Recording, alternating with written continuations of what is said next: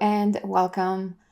I finally got my hands on the infamous short story by Harlan Ellison called I Have No Mouth and I Must Scream.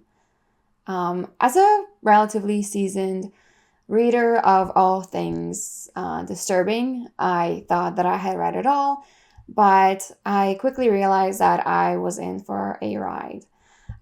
Without spoiling it too much, because I would still like for all of you guys who haven't had the chance to read it yet, the idea is that in the future, a post apocalyptic future, this supercomputer called decimates the population of the planet, but spares five very unlucky individuals. And the only reason he's decided to keep them alive is in order to torture them, torment them endlessly in the most imaginative ways. And he has never-ending ideas on how to inflict pain and suffering. Reading this story made me think of all the other dystopian worlds that I've encountered in the past and enjoyed. And I really wanted to make a video to share some lesser-known titles. We're all familiar with The Hunger Games, 1984, or The Brave New World. So I'm really hoping that by sharing these titles, I'll inspire you to hopefully look some of them up. So without further ado.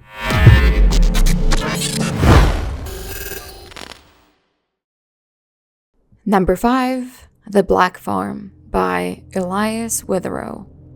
This one stretches the definition of dystopia, but stay with me.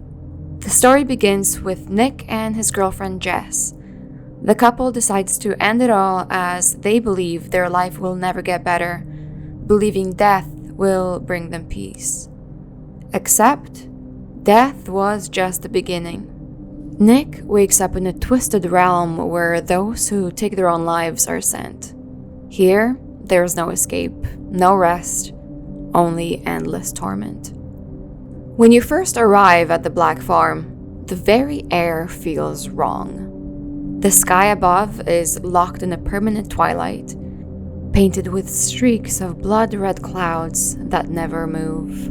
It's as if time itself has died here, leaving the world in a constant state of decay. The air is thick and rancid, heavy with the stink of rot and ash, clinging to your skin and lungs until you can almost taste it. Sadistic humanoid creatures roam the land, each one more inventive in cruelty than the last. Hope doesn't exist here. Love doesn't exist here. And yet, Nick is driven by a single thought. If he's here, Jess must be too. This is an extreme horror book, so keep in mind every trigger warning you could think of applies here. Number 4, Warhammer 40k. In the far future of the 41st millennium, the galaxy has forgotten what mercy is. The stars themselves are prisons of fire, and every world beneath them is choked in misery. The Imperium of Man, if you can even call it an empire, is less a beacon of humanity and more a rotting carcass stretched across the void. Its bones held together by fanaticism, fear, and blood. This universe is less a single dystopia and more a galaxy of nightmares. Imagine a future where war never ends, where every faction is a horror show in its own right. The Imperium of Man is ruled by a decaying God Emperor, demanding blind obedience and sacrifice. Life is brutal, short, and worthless. But if you think that's bad, look outward. The orcs, the necrons, the tyranids, and the forces of chaos. Each one worse than the last. Would you rather be torn apart by an orc, skinned alive by a Drukhari, or rot into a bloated monstrosity under chaos? In Warhammer, there is no survival, only the manner of your death. Number 3, The Road by Cormac McCarthy.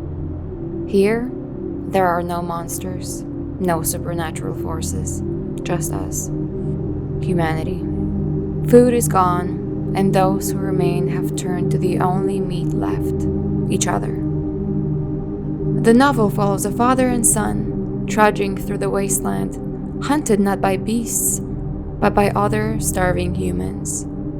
Cannibalism becomes survival, morality becomes weakness, and hope is nothing but a memory. Both the book and the film capture this perfectly, but be warned, the road doesn't horrify with jump scares. It horrifies with silence, with hunger, with the thought that this could happen. Number 2, The Running Man by Stephen King. Published in 1982, set in the year 2025. Yes, 2025. King imagined a world where entertainment was blood sport. The air is poison. Factories belch out filth that chokes entire cities, and poverty rots the bones of the people crammed inside crumbling high-rises. The streets are filled with the forgotten, starving children, desperate mothers, and men broken under the weight of a system designed to grind them into dust. But there is someone who's benefiting from this climate, and it's the Games Network. Contestants risk their lives on the game show, hunted like animals by professional killers for the world's amusement. In the novel, Richard, a desperate man in need of money for his daughter's medicine, becomes the prey in a global manhunt.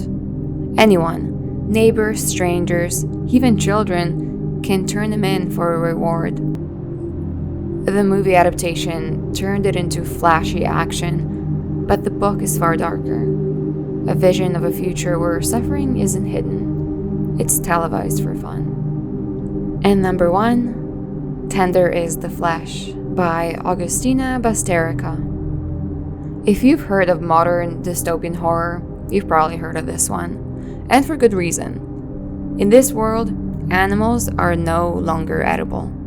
Instead, humans are bred in slaughterhouses, processed and consumed. Marcos, the main character, manages a meat plant where human beings are raised like livestock, stripped of identity and language until they're nothing but product.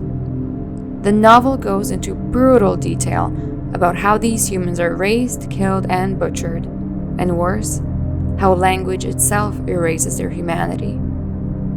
Screams become animal sounds. Flesh becomes special meat. It's dehumanization taken to its logical, stomach-turning extreme. If you know of any other hidden gems, another world too terrifying to endure, let me know in the comments.